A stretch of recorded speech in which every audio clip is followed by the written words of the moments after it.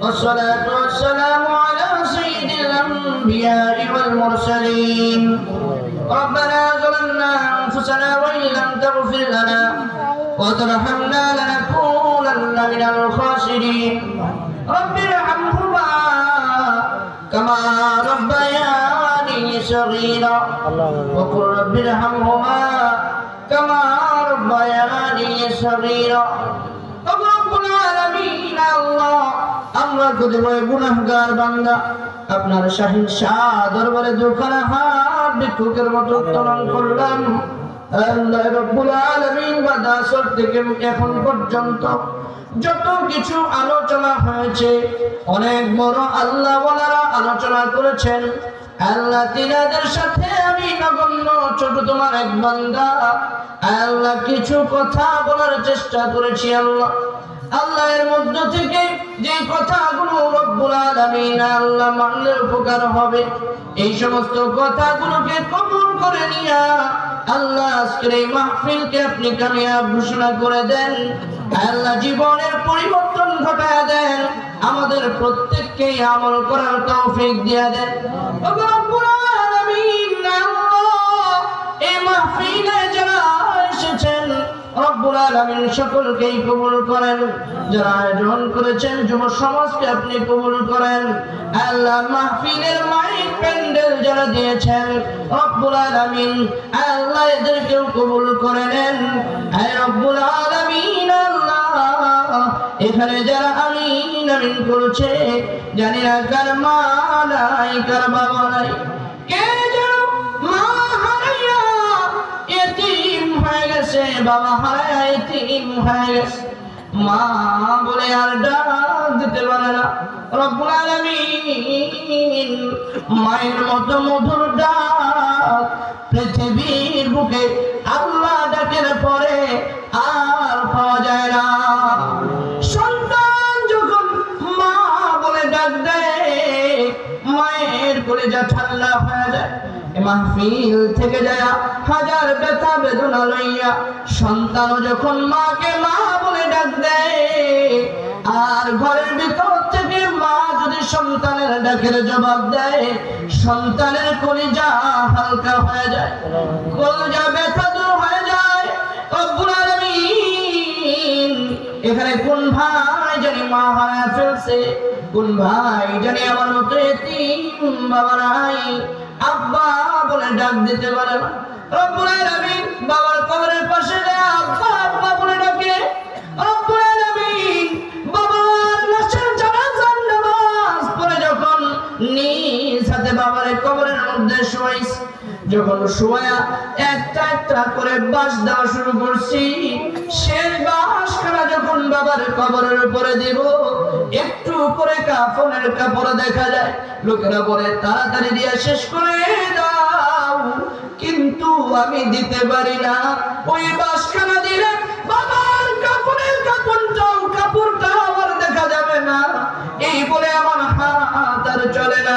লোকেরা বলে তাড়াতাড়ি দাও, আমি দিতে পারি না।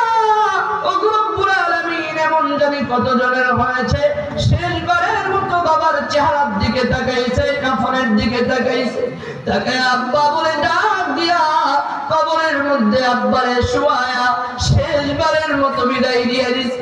মায়ের কবরের সামনে যায় শেষবারের মতো 3 মুঠো মাটি মায়ের কবরের উপরে দিয়া মা মা বলে ডাক দিয়া মায়ের কবরের সামনে যায় কাঁদছে। ও রব্বুল আলামিন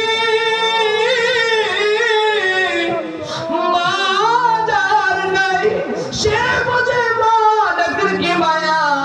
জীবনে কত মানুষকে আব্বা বলে ডাক দিলাম, মা বলে ডাক দিলাম, শ্বশুরকেও আব্বা বলে ডাক দেই, শাশুড়িকেও মা বলে ডাকি, কিন্তু আপন মা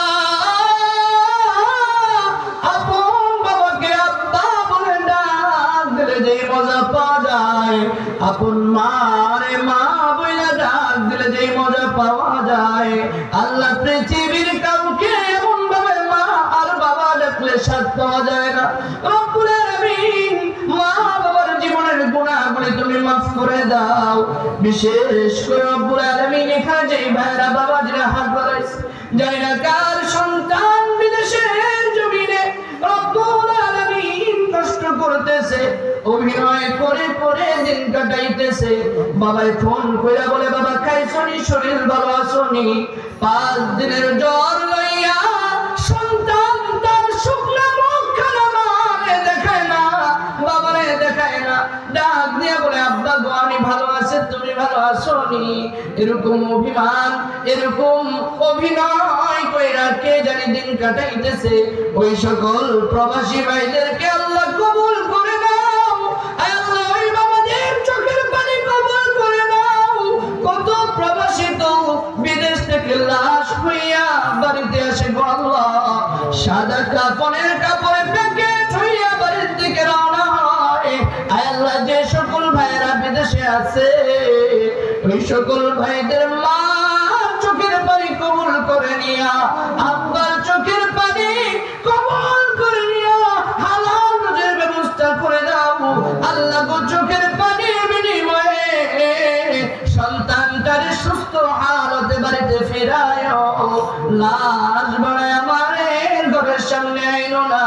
আমাদের কারো সন্তানকে আমাদের আগে বিদায় করে দিও না রব্বুল আলামিন। এই তো কিছুদিন আগে এক জায়গায় গেলাম, জানাজার নামাজ পড়লাম, জিজ্ঞাসা করলাম ভাই কার জানাজা, কার জানাজা? লোকেরা দেখায় দিল ওই যে লোকটা, তার সন্তানের জানাজা। সন্তানের জানাজা। বাবারে বললাম লাশটা কাঁধে নিয়ে আপনি কবরে যান। বাবা বলে হুজুর পৃথিবীর যত জমিন আছে সব আমার ঘরে উঠে দেন, আমার কাছে হালকা মনে হবে, কিন্তু আমার সন্তানের লাশ আমি বহন করতে পারবো না, এটা এত ওজন সহ্য করা যাবে না।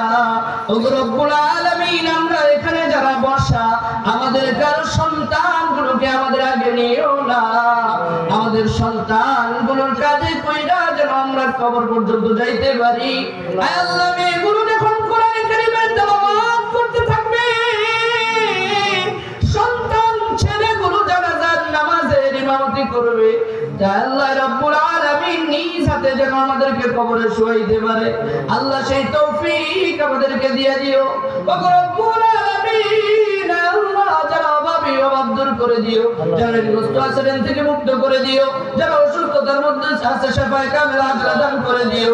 আল্লাহ অনেকে দোয়া চেয়েছেন, আল্লাহ তুমি সকলের মনের নেক মাকসাদকে পূরণ করে দিও।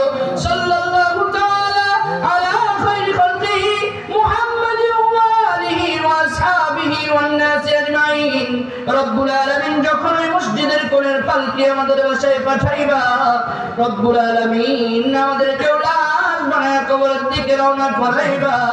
সন্তানগুলোর কাঁধে কইরা, আপনজনের কাঁধে কইরা কবরের মধ্যে যখন শোয়াইবা, আল্লাহ বিবি বাচ্চা সন্তানদেরকে যখন, মেয়েদেরকে যখন ঘর থেকে বিদায় করতে বলবা, আল্লাহ রব্বুল আলামিন কবরের মধ্যে শোয়ায়া সন্তান যখন দুই পাশে হাত দিয়া উঠা যাবে, ভর দিয়া উঠা যাবে, কুচি কুচি সন্তানেরা কবরের সামনে যখন আব্বু আম্মু বলে চিৎকার করবে, আল্লাহ আল্লাহ ওই দিন কেমনে সহ্য করব? আল্লাহ মুসাফির মানুষ হিসেবে দোয়া করছি, আল্লাহ কবুল করে নাও। ধৈর্য ধারণের তৌফিক দিয়ে দিও, সন্তানগুলোকেও ধৈর্য ধারণের তৌফিক দিয়ে দিও। আল্লাহ এই মসজিদের কোণের পালকি পাঠানোর আগে পাক্কা ইমানদার বানায় দিও, আশিক বানায় দিও। আল্লাহ তুমি আমাদের সকলকে কবুল করে নিও, মসজিদটাকেও কবুল করে নিও, যুবকগুলোকেও কবুল করে নিও। সুবহান রাব্বিকা রাব্বিল ইজ্জাতি আম্মা ইয়াসিফুন ওয়া সালাম